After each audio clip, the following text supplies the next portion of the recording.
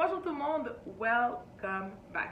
Alors aujourd'hui, comme vous l'avez vu dans le titre, je ne vais pas résoudre une problématique ou répondre à une question.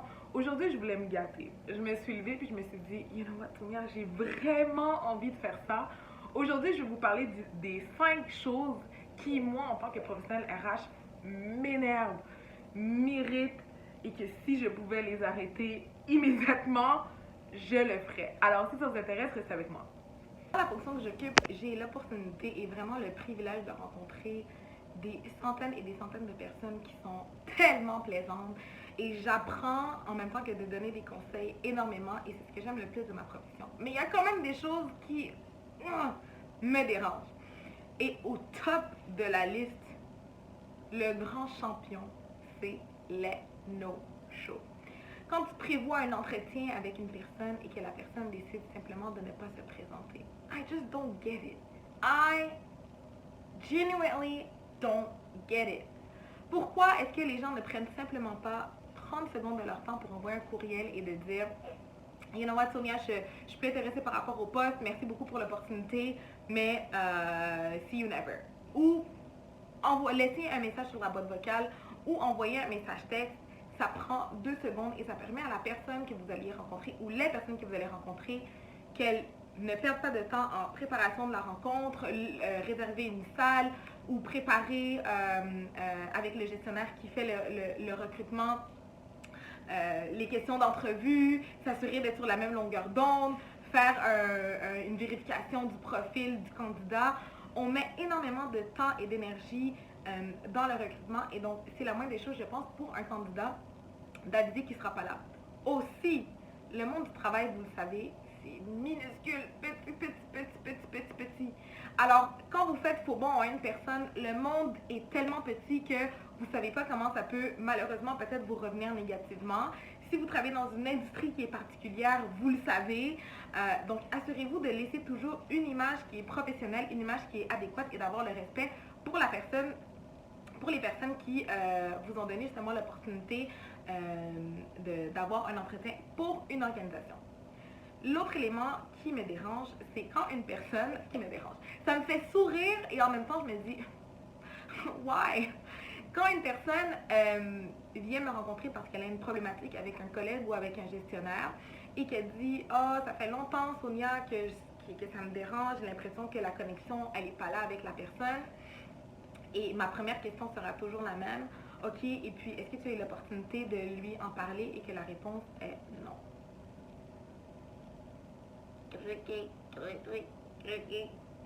La première chose qu'il y a à faire quand on a une problématique avec quelqu'un, c'est d'aller voir la personne et de lui en parler. Non, je comprends pour certaines personnes, ça peut être intimidant d'aller voir une personne et de la confronter, entre guillemets.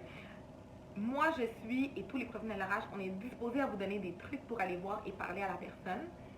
Mais il faut vouloir faire ce premier pas-là et de parler pour résoudre le conflit parce que non, on n'a pas une baguette magique qui va effacer tous les conflits, j'aimerais ça, qui va effacer tous les conflits entre collègues et gestionnaires et direction et tout le monde. Non, ça ne fonctionne pas comme ça.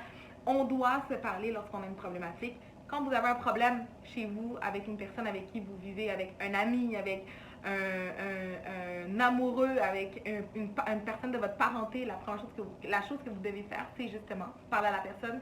C'est la même chose en milieu de travail. Donc ça, c'est l'élément numéro 2. Le troisième, quand une personne...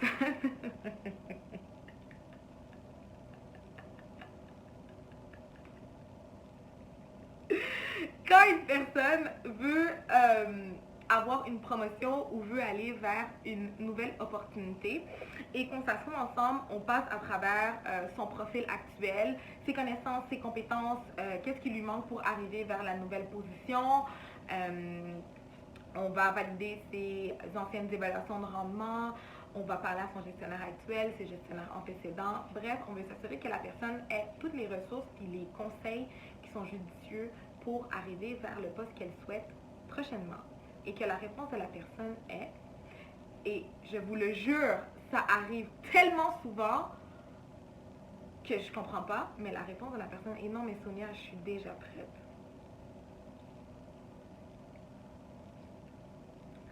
No. prend le temps de s'asseoir et d'expliquer justement tous les gaps qu'il y a en votre poste actuel, puis vos compétences, vos connaissances actuelles et qu'est-ce qui manque, c'est parce qu'effectivement, il y a un gap.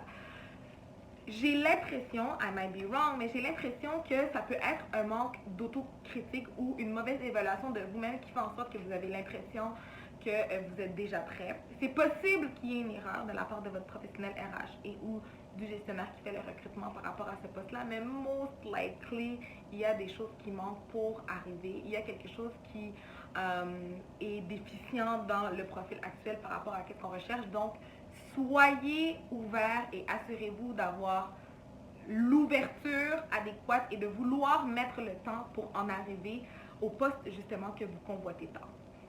Le quatrième élément, c'est quand une personne vient me voir et me demande « Ah, Sonia, combien est-ce que je devrais payer plus d'impôts pour m'assurer qu'à la fin de l'année, j'ai pas d'impôts à payer? » And I'm just like, do I look like an accountant to you?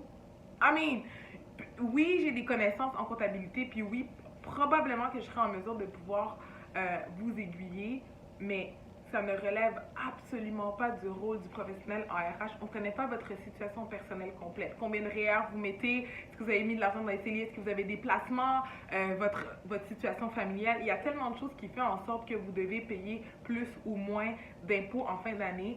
C'est pas parce qu'on travaille avec la rémunération des employés qu'on est en mesure de pouvoir donner des conseils fiscaux, qu'on est en mesure de pouvoir donner des conseils qu'un comptable vous donnerait. Donc, le meilleur conseil, c'est non, n'allez pas voir votre professionnel RH si vous payez pas assez d'impôts ou vous payez trop d'impôts. Faites les recherches, consultez un comptable et revenez ensuite à votre service de paie en demandant des ajustements nécessaires. Ça va toujours être en mesure de pouvoir être fait. Ça me fait toujours rire parce que ça arrive vraiment, vraiment, vraiment souvent. Et comme je disais, la dernière chose, mais non la moindre, et ça, c'est pas uniquement relié aux personnes qui travaillent en gestion de ressources humaines, mais c'est de façon générale, c'est un trait qui, moi, me dérange beaucoup. Mais c'est quand je discute avec une personne et qu'on coupe la parole. Donc, en RH, on accompagne les gestionnaires souvent dans des rencontres disciplinaires. Donc, c'est des rencontres qui sont moins plaisantes pour tout le monde, et pour nous, et pour l'employé. Puis, souvent, on arrive et puis on n'a même pas terminé de parler que la personne, elle nous coupe, mais elle nous coupe, mais elle nous coupe, parce qu'elle est persuadée d'avoir raison. Prenez le temps d'écouter, de digérer l'information, de poser les questions adéquates.